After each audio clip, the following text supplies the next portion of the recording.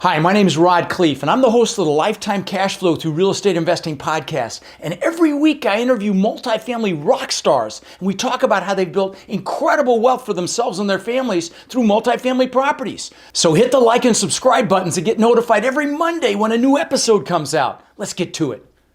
Welcome to another edition of How to Build Lifetime Cash Flow Through Real Estate Investing. I'm Rod Khleif, and I am absolutely thrilled you're here because this is going to be a really fun episode. So I've got my friends Jake and Gino on the show, and if you don't know who they are, they've got an incredible multifamily podcast, and I think they've got different iterations of it now.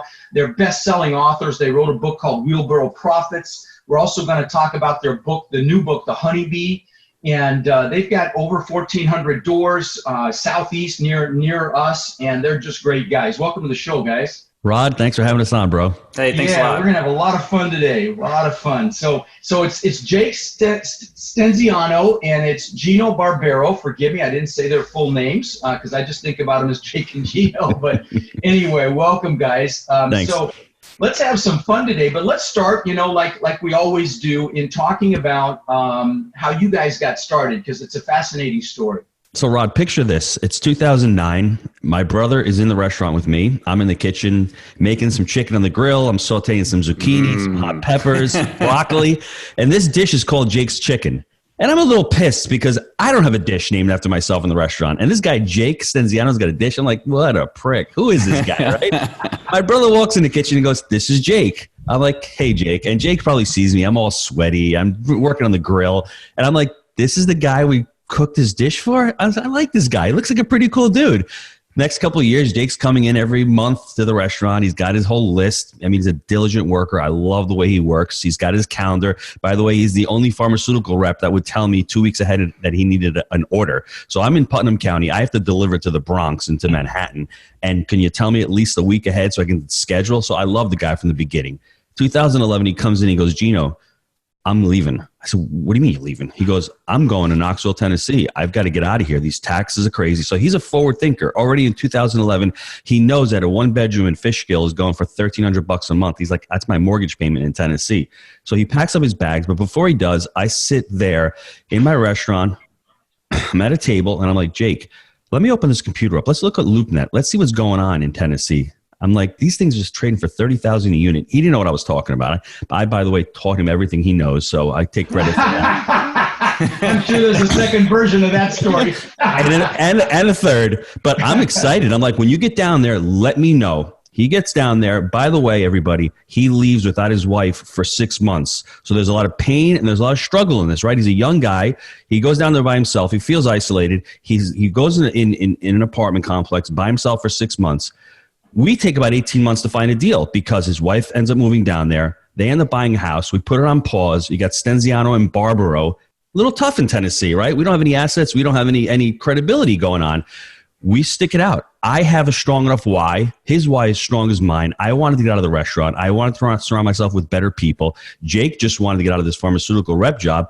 18 months later, we land a first deal with a great broker who actually has brought us multiple deals since then. What do we learn since then? It's patience, persistence, willing to walk away. We've walked away from a lot of deals. When we first started, that first deal is think big, start small. It was only 25 units. And when I say only, for us, it was only a $600,000 asset. We got 10% owner financing on the deal. So it was a true mom and pop. And I don't say we got lucky, but I think it was just the harder you work, the luckier you get. The luckier you get, the harder you work. And I mean, I probably made this story a little bit longer than I should have, but to me, I've never really thought of it that way. That one meeting, you never know. That's why you need to go to live events. You need to just talk to people and network and get out of your comfort zone.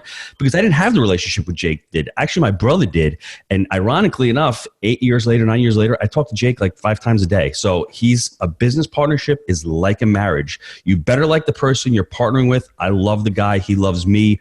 I feed his family. He feeds my family. We go away on vacations together. We hang out together. When I fly down to Tennessee, I'm sleeping at his house all the time. His wife actually, I walk in, she's got the half and a half in the fridge for me. So it's great. I love it. It's been a great 10 years for me, and I think the next 10 years are going to be even better. But it's all about partnerships. It's all about that. That it's not that scarcity mindset, Rod, like you said. It's that abundance mindset, and just really trying to build something with somebody.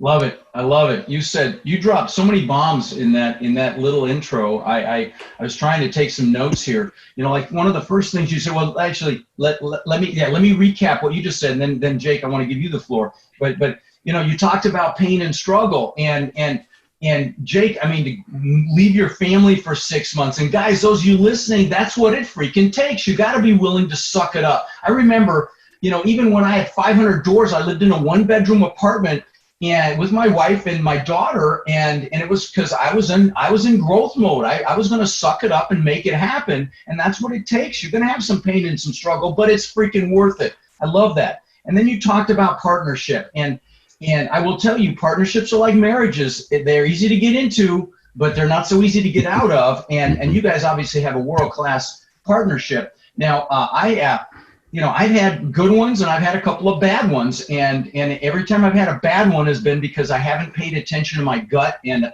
I haven't asked all the hard questions up front. And guys, I have a list of questions if you're going to get into a partnership. Since we're on the topic of partnerships, let me just say something really important. First of all, they're easy to get into like a marriage, but they're very, very hard to get out of. So it's critical that you ask the hard questions up front, that you ask the difficult questions. And I've got an incredible list of questions that you would want to ask if you're even considering getting into a partnership. And it's free. It's a free download. Just text the word partnership to 41411 and get that list of partnership questions, just because it's so important. This business is a team sport, so there's lots of partnerships happening. And if you're just getting started, you're likely going to start in a partnership so you can use someone else's balance sheet to get rolling. So get that list of questions from me so that you don't make any mistakes. The other thing I want to say to this is trust your gut. Anytime I've ignored my gut, trust your intuition when you're getting into a partnership. Anytime I've ignored that, I've regretted it. If your stomach doesn't feel good about this person you're communicating with, just go on to the next one. Trust it. Okay? So anyway, to get that list of questions, text partnership to 41411, and that'll really help you in this piece. You should ask all the hard questions up front. Now, did you guys do that, or you just developed a friendship and got right into it, or did you actually sit down and decide who was going to do what and all those things and what happens if something happens to one of you? Did you have that conversation or? So we definitely have operating agreements for, the various businesses that we're involved in together, but we were fortunate, and there was definitely some dumb luck involved, that we had similar values, we had similar work ethic, and we had a similar vision. And that's where I think personally, those are the 3 areas where partnerships go wrong. If I wanted to fix and flip deals and Gino wants to buy and hold multifamily, we're probably going to hit a crossroads. Yeah. If he's a dirtbag and I'm an ethical guy, we're probably going to hit a crossroad and the thing is going to blow up. So I think that if he's lazy and works half the time and you work all the time, it's and blow up. that's huge too. And I talk about this non-responsiveness a lot, and I think that's where people really fail. And I call these people the 80 percenters. A lot of these people are doing 80% of the work, but they're non-responsive at times. There's no time of day where I can't pick up the phone and call Gino. I know he's working to 8 o'clock every night, not because he has to, but because he's a passionate guy. And so it's that work ethic and those values and those shared beliefs that are aligned that make a good partnership, and that's why the thing's been so successful. And I want to take a step back a little bit because there's a few things that Gino said. He's dropping bombs. Hold on. Before you do, I'm sorry to interrupt. I just want to add one thing to the partnership conversation. Sure. And because what you said is fantastic. You got to have the same values, got to have the same work ethic, and you've got to be aligned on your vision. The other thing is you said it, but you didn't like hammer it home. You've got to have great communication. Bottom line. And that's where my partnerships have failed, is because of a lack of communication. I've had a couple, and I've looked back on them, and it was always communication. So forgive me. I just didn't. No worries. But even with vendors right now, and I tell the team, if someone's not getting back to you, there's plenty of folks out there. Just cut their head off. We're done with it. We don't have time for this. We have too many moving parts. You have to move on. And then Gino touched on it earlier. Patient, persistent, but willing to walk away. You need to be willing to walk away from vendors at times. You need to be willing to walk away from employees, because if you don't get your people right, we talk about this a lot within our businesses, people, systems, and culture. That's what business comes down to. I don't care what business you're in. It's people, systems, and culture, and you have to nail those. And if one of those pieces is not serving you, you have to walk away from it. The piece that I wanted to get to earlier was having a strong enough why. because this is a very tough business. We call it a full contact sport. And early on, we've been sued. We've had employee theft. And so if you don't have that strong enough why, me personally, when I was in the pharmaceutical company, they were doing layoffs every year. They said, Jake, it was typically December, right around Christmas time. Go home, sit by the phone. We'll call you between 11 and 12. The result of that call will be, do you have a job or not going into the next year? Fortunately, I was a high performer. They didn't really like me because I was a bombastic, had a kind of a big attitude at times because I wanted things to change. And so I was always like on the ledge. They kept me around because my numbers were good, but I was a pain in the ass to them. So it was like, never is always at risk. So for me, it was not a good fit. Live like that, with the hammer, over your head constantly. Hell no, man. I tell the story about my dad. He worked for Continental Airlines for 36 years. Okay, and I don't know if you remember Continental. They had that golden tail on their planes, and when I tell you this is absolutely the truth. When we were kids, if one of those planes flew by, we had to put our hand over our heart and look at it. That's how much he loved that freaking airline, and they laid him off. I mean, come on. There's no job security. I'm really glad you brought that up, brother, because it's all between your ears. So back to strong enough why. Yeah, so if you don't have a strong enough why, because this is a very intense business and getting started in the beginning can be very challenging, you're not going to make it through those hard times. You're not going to make it through the first 2 years that it took us to get our deal. You're not going to make it the first time someone sues you, an employee steals from you, the plumbing system goes out, because all of this stuff happens. But that's where it comes back to the people, systems, and culture, putting good people around you, having a great culture so people will go to war with you, and then having those systems in place that when things go bad, it becomes another one of those, as Ray Dalio says, and that's how we've systematized our business. And just to see it in my partner's eyes and his demeanor here, he comes on, he's passionate, he's energetic today. I'll tell you this, and I share this about Gino sometimes. When I met him, I knew Marco, his brother, very well. We were great friends. We go to Yankees games all the time. Gino was in the back. Show him the pose, G-Dad. I just said it, baby. Oh, that's funny. I saw you cross your arms, and I'm thinking, holy shit, he just got defensive. No, he will because Gino's gone through an amazing evolution as an entrepreneur, because he was an entrepreneur, but he was a solopreneur in that business, in that restaurant. And you'd see him in the back with his arms crossed, and it was because he was dealing with things the dishwasher would call in. Who would have to pick up? Gino. The cook would call in. Who was there holding it down? The G-Dad. And so when you're in that type of environment, it was soul-sucking. We've all had these soul-sucking, different W-2 jobs. If even as an entrepreneur, Gino had it. So if you're able to figure out multifamily, you're able to get into it, it is life-changing, but you have to have that long view. Going back to the partnerships, it's not going to happen overnight. You have to be willing to put the work in and grind it out and believe in your vision if you want to see this through. And that's the thing that people have a hard time with, because they see it up there. It's this pie in the sky. It's for somebody else. And I suffered that limiting belief because I was from a small town. I didn't think that owning a business was for me. That was the limiting belief that I struggled with. But I had a strong enough why to push through, and I had someone like Gino with me that was able to really open my eyes to these limiting beliefs. I didn't know about Tony Robbins. So Rod, let's not overwhelm the listeners, because this is. Sorry, I'm a passionate guy. I'm sorry. No. Gino, I'm writing notes because these are things that are so freaking important. I tell people a business is nothing but people and systems, but that culture piece is freaking huge. And so I'm really glad that I heard you say that, because you're right, that without the culture, the people and systems fail. So that's awesome. No, what I mean by that is, when you buy your first property, focus on buying your first property, maybe even your second, but have this in the back of your mind. And let me expand on what Jake said. Write that down: the people, systems, and culture. The other one I would write down, the 4 Ps. It's people, product, price, and promotion. One of those 4 things, if it's off in your business, it's not going to work. If you don't have the right people in your business, you're going to crap out. If your promotion or your marketing is not working, you're not going to sell your product, whether it's an apartment complex, whether it's education, whatever you're selling. The price, if you're pricing your apartments too high, you're not going to rent them. And the product, if you're delivering a crappy product. So look at those 4 Ps. Now, for me in the restaurant, when I first started out, it was a little bit of people, but I was there all the time, so I couldn't scale up. So I was looking at it as, you know what? I have to be there. And people, everyone listen to this. You don't attract what you want. you attract what you are. So I was a crappy employer. And it's like a partnership. People blame their partners. Maybe you suck as a partner. Maybe some of the partnerships that I came on, I was the problem also. It wasn't just the other side. So look within yourself. And the last thing I'd like to say about it is my turning point in my life was when I went to life coaching school, the personal development started. I didn't want to become a life coach.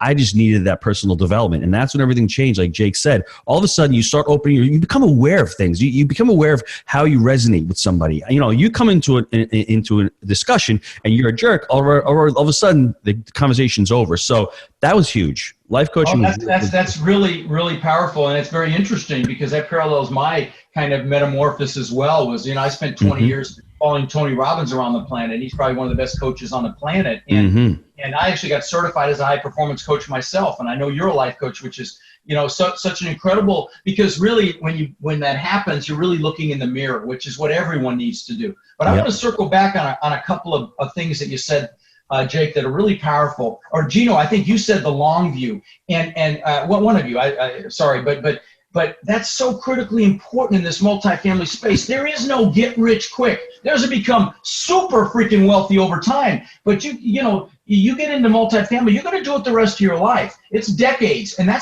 and when you approach it like that, first of all, there's no incredible urgency and or stress around it. You just realize that it's a complete shift. But also you have the right expectations because the big money comes over time. Would you guys agree? I would. And I'd make the analogy. My dad was an immigrant from Italy. He was a farmer. So think of it this way. Every entrepreneur has to have the long view. The farmer plants the seed. He has to water the seed. He has to weed the seed. He has to pray to God that he doesn't get a hailstorm. And 6 months later, if everything works out, he can cultivate and harvest a crop. My dad left Italy because it's life and death. If the potatoes don't grow 6 months later, you don't have any food.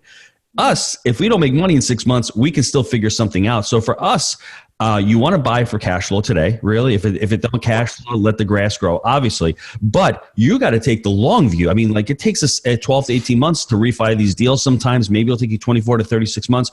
And our generation right now with the instant gratification, it's a little bit harder because you want it right now. Brokers want to make that 2%. They want to sell the deal in 60 days. They don't want to have that long view. So if you can, and you can put it off and you can really think of the long view 30 years. And that's why it's great to start part-time. We started part-time. We didn't need that money. For us, it was sort of on the side kind of money. Jake managed the first deal. He got that property management fee. He was able to leave his job a lot sooner because of that. And we all of a sudden were able to build a business, put our cash flow back into these properties, build them out, and then refi, get those big checks, and then roll it into the next deal. That's how I think everyone should start. Don't start by thinking you're going to get rich in the first 12 months. Think about it as a long game and actually work on those. There's 3 pillars you need to work on. You need to work on the market cycle, the debt, and the exit strategy. Those are the 3 pillars of real estate. And it's important because the market cycle is hot right now. But think of your exit strategy. What are you doing with these assets? Jake and I, when we first started, we're going to be buy and holders forever.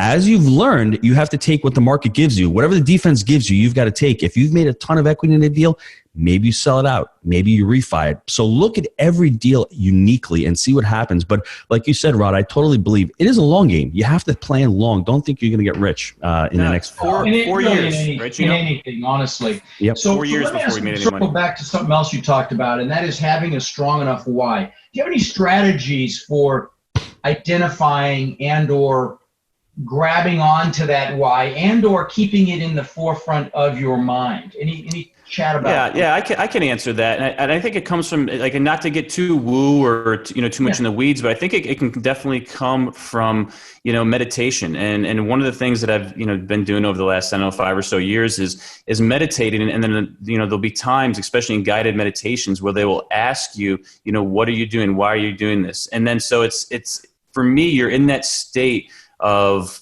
peace and you're able to just relax enough to allow those ideas to come to the surface. And if the same thing keeps knocking on your door time and time again, you start to realize, wow, I am here to create a life of abundance for my daughter, for my son, for my wife, for my family. And that's my burning desire. And that's what's most important to me. That's what's driving me day in and day out.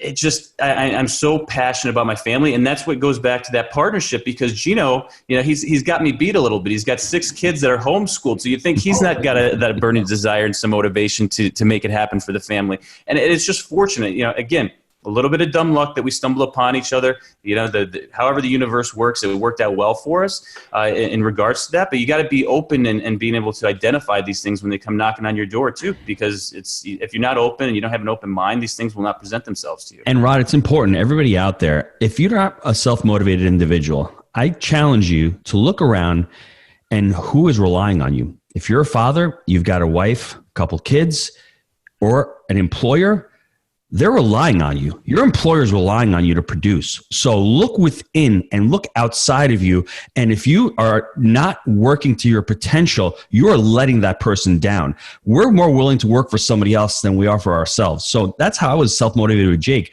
He's got Emma and he's got his little boy Chase. I have to work for them and his wife. And that I don't need that motivation because I already got it. But as far as our other businesses now, I've got to become better at certain skill sets. And if I don't become better, I'm letting my team members down. So I challenge everyone out there. If you're not motivated, look around and who are you letting down? And then put that picture in your mind and say, I've got to work harder to become better for them. And that'll get you on the path. Yeah, we'll do more for others than we'll ever do for ourselves. And so that's a critical piece of your why for sure. Rod, can I just chime in on that for a second? Because I've had a little bit of a realization over the last few years as we've gotten heavier into charitable giving and donating and things. And if there's ever a time, and I really want to challenge everybody on this, where you're in a position and there's a charity that's bringing something to you and you're right on the fence about it, or there's an opportunity to help someone else out and you're on the fence, don't even think about it. Go in, either give the money, give the time, whatever it is, because it literally will be a sense of relief, and it'll be something it's good ether put out into the universe. And if you don't do that, you're going to walk away kicking yourself in the ass and feeling awkward about not doing it. So the next time you're presented, and it doesn't, I'm not saying just give to everything, but if you're presented with something and you're on the fence whether you should do it or not, just give the money out. Just let it go. I'm telling you, it's going to come back one way or another, and you're going to be at peace with yourself. Oh, and even that is absolutely accurate. And I had an epiphany 20 years ago, floating in a pool in my mansion that I built, and I talk about this, and I've been totally focused on myself and decided to feed families that year, and I've fed 75,000 children over the last 20 years. And the point is, and I get these guys wet behind the ears or blood dripping from their teeth. They want financial success so much. And I'm here to tell you, when you incorporate giving back, that financial success actually comes quicker, because you guys know the law of the universe, God, whatever you want to believe, you get back multiples of whatever you give. You want love, give love. You want happiness, give happiness. You want money, give up your time and money, and it multiplies on the way back. You guys know this, and this is the way things work. I'm really glad you brought that up, Jake. But I want to circle back to meditation for a second. It's funny. I only listen to one podcast, but I talk about the power of focus. Focus is everything. What you focus on grows, and the people that have the ability to enhance their focus are the most successful people out there. And I listen to Tim Ferriss. That's the only podcast I listen to, and he deconstructs world-class performers. Best in class. Ray Dalio, he's had on the show. He's had Arnold Schwarzenegger, the best actors, Jamie Foxx. He's had the best CEOs, the best in every genre. And this isn't a plug for him, but it's just I'm circling. The reason I'm bringing this up is I noticed a pattern in all these people he's interviewing. They all freaking meditate, because it enhances their focus as well. Not just helps with the why, but it helps with that. So I wanted to mention that. Well, let's now talk about the journey. Let's talk about there's so many people that listen to my show and your show that want to get started. They know they want to do something. They want to get out of the grind. They want to build that side hustle. They don't know how to start. Maybe you guys can speak to that. You guys are experts at speaking to that. Let's go there. So for me, it was real simple. We've come up with education times action equals results. That's what it comes down to. And for me, back in 2006, I was taking massive action.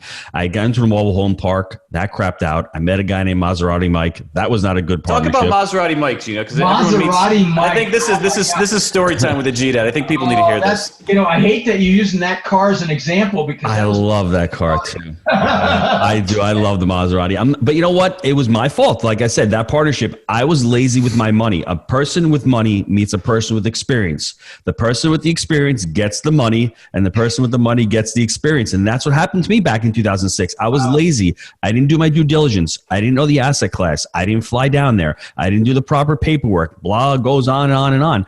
The deal was great. I wish I owned that deal right now, those mobile home parks. He lost them because he was an incompetent. I don't think he was a thief. I think he was just an incompetent idiot.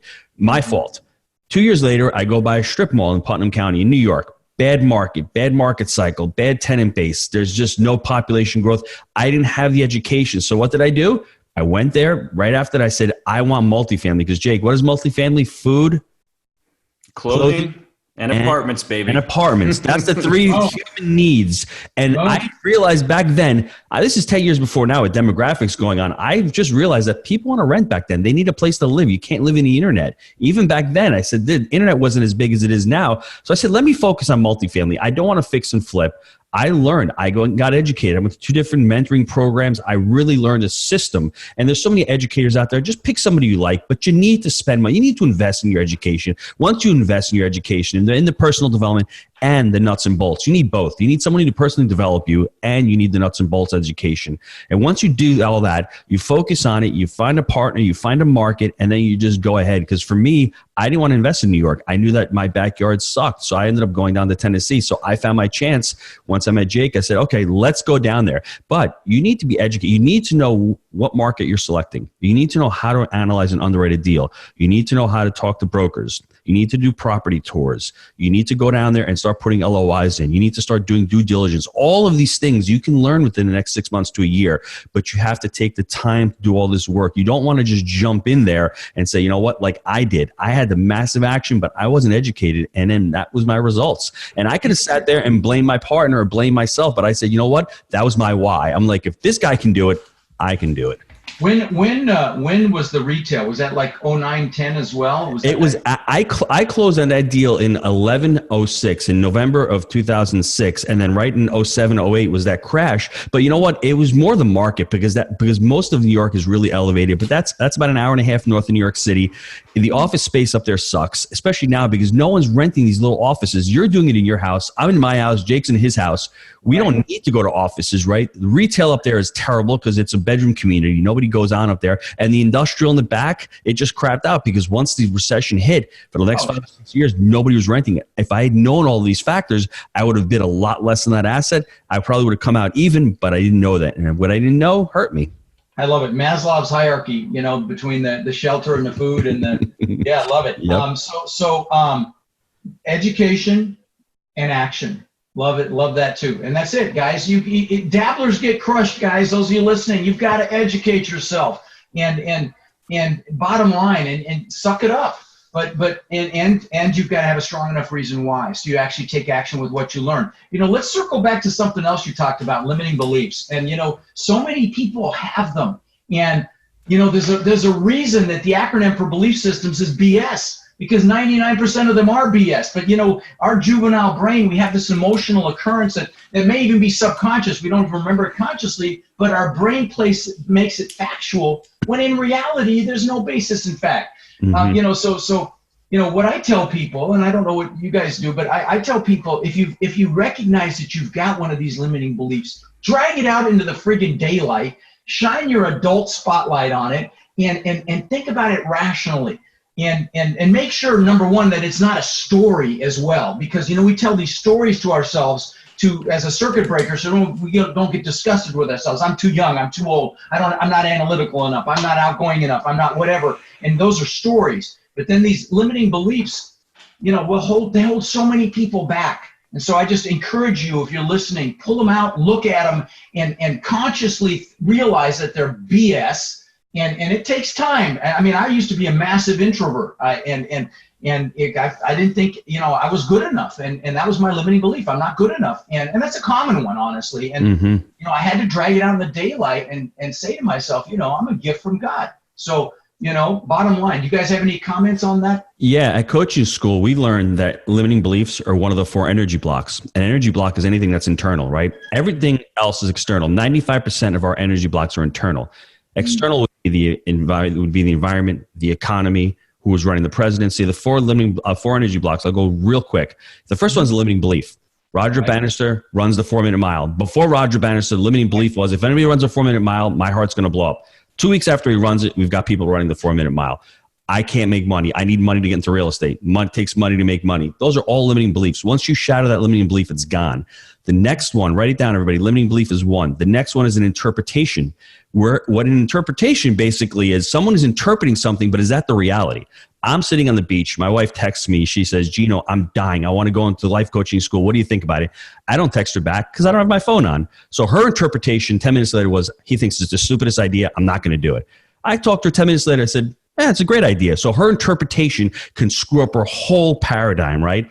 The third one is assumption, your assumption. How are you assuming things? If I get into a partnership and I crap out, my assumption is the next partnership is going to be terrible. If I had assumed that, I would never have gotten into partnership with Jake. So look at your assumptions in life. What are you assuming? Are you assuming a bad relationship with somebody? Are you assuming that real estate's risky? I could have said that also. It is risky, but it's risky because of me. So watch out for your assumptions. Those are really hold because those are really personal. And the Gale, which is the gremlin, that's the highest one, everybody. What Rod is talking about in your mind, that little inner voice, that little inner critic, I'm not good enough, I'm too ugly, I'm not smart enough. For me, I had my chef coat on in the restaurant with pizza stains. Am I good enough to talk to an investor or to a banker or to a broker about a deal? That was holding me back. But what did not hold me back, as you like to say with Tony Robbins, I love Tony Robbins, I had the two types of motivation. I was moving away from pain. So I hated my restaurant job. So I crushed my gremlin, my inner voice, by saying, I hate my situation. I'm going to do something. And then partnering with Jake, obviously that accountability piece, that person who actually helped me out and actually pushed me and actually made me a better person, really helped my gremlin. So everyone out there, you got limiting beliefs, interpretations, assumptions, and gremlins. Just Google it. It's from IPEC. I love it. That's good stuff. And you know, Tony spins it a little differently, and that is, he speaks about a life of meaning, where two people can have the same thing happen to them that from the outside could be horrific, and one of them comes out stronger, the other one comes out destroyed, because it's the meaning that you place on what happens to you. So when something happens, it's really important that you pay attention to the meaning you're placing on it. And that's very similar to your assumption. You know, it's just coined differently, but love it. Absolutely love it. Great content. Guys, want to chime in here for a minute, because I feel like there's so much of this that's between the ears, and so much of really real estate investing is mindset. But I want to throw a little bit more meat on the grill here, because I think one thing that got glossed over a little bit was Gino was talking about the right vehicle, essentially. He touched on basic human needs being food, clothing, and apartments. And obviously we're making a joke there that, you know, many people have said it's food, clothing, and shelter. But if you look at today's economy and you look at the demographic shifts, people are moving to the Southeast. There's jobs, there's tax advantages, and they're renting. There's this mobility factor that's involved in today's society. And one of the things that we've learned from our demographic research and the people that we've interviewed is that people thought that the older generation was going to go live on golf courses. So they set up these communities and they're going to go live on golf courses. What's happening is their kids are moving to Arizona, they're moving to Florida. And then they're saying, well, what the hell? We got to sit here in this house and talk to our wife and husband all day? So they're like, no, screw that. We're moving to where the kids are. So now those areas are surging. So what we're talking about right now is the right vehicle. We touched on the mindset piece. Okay, you got to get over these limiting beliefs, but then you have to get into the right vehicle. And the reason we believe multifamily is the right vehicle is because of the demographics and because of what happens with the banks. If we want to, look, I love hating on the banks, but if we're really being honest with ourselves, they don't have any money. They're creating money out of thin air. They're lending it to you. And then if you crap out on your deal, they're taking it back. That's a bunch of shit. The reason we love multifamily is because it keeps up with inflation. There's a demand for it. It's a basic human need, and you're going to be able to kill that little thing that no one looks at or talks about, which is inflation, which they say, oh, it's 2-3%. Bullshit. I've seen the price of beef. It's gone up a lot more than that. So I think that, you know, this is the right vehicle, and we're pairing it with getting our mind right, the 90% between our brain, but then let's get into the right vehicle and take that long view. No, I'm really glad you said that, brother. I mean, sure, there are other asset classes. We talked about mobile home parks, and, you know, my great friend Kevin Buck, you know, does really well with those. But you know, and there's, of course, there's retail where you might have got slapped back in 09 or what was it, 11. But multifamily has has historically just done incredibly well. And that's the reason I got into it. Back in when I lost $50 million in 2008, I had 800 houses and I had multiple apartment complexes. It was the houses that pulled me down because I was too spread out. I can dig in. I don't need to dig into that now, but because that's a great point. But the point is, my apartments did just fine through that. They pulled back, but I would have had them if I hadn't cross-collateralized them. I still have them. And so, no, I'm really glad you brought that up. And we are becoming a renter nation. I think renters have exceeded homeownership for the first time in history, like this last year. I'm pretty sure I read that. And so, the millennials, they don't want to be tied down. Like you said, the seniors, they want to follow their children. And so, it's a sharing society. People are buying clothes that are used. They're doing Uber. Everybody's sharing everything, and there's just it's what it is. So I love it. Well, listen, guys, it's really been a treat, guys. Jake and Gino, they've got a great podcast. You got to check it out. They're good guys. We really didn't get into real estate, but I think I forgot to mention the Honeybee book. Definitely want to go get that book that they wrote. Oops. Jake is waving the book, and I totally dropped the ball on that. But right. So they wrote this book. It's a parable. Do you want to describe it? No, it's just a really cool book. We got the Audible coming out soon. The G-Dad read it in studio, came out fantastic. And it's just about a sales rep's journey. And it's probably the journey that many of us have been through, whether we've been in a shitty W-2 job, we've had the solopreneurship like Gino, and just the journey that goes through creating this vertically integrated real estate business and this multifaceted approach where you can really spread out your risk and you can, create the property management company to serve your investments. You can create the capital company. And then it all comes to, what's the sole purpose of this individual. And what it comes down to is, ultimately he wants to give back and, he's able to do that through his real estate journey. So I think everyone should definitely check it out. It's on Amazon now, The Bee, and we're very proud of this one. So love it. Yeah. Awesome. Well, make sure you guys get that. And listen, guys, thanks so much for being on the show. This has been a real treat. Gino and I crossed paths that we were both speaking at an event in Orlando recently, but I haven't seen Jake in quite a while. And just really great to see you guys and see how successful things are going for you. So thanks, Rod. Cool. We appreciate it. Take care, guys. All right.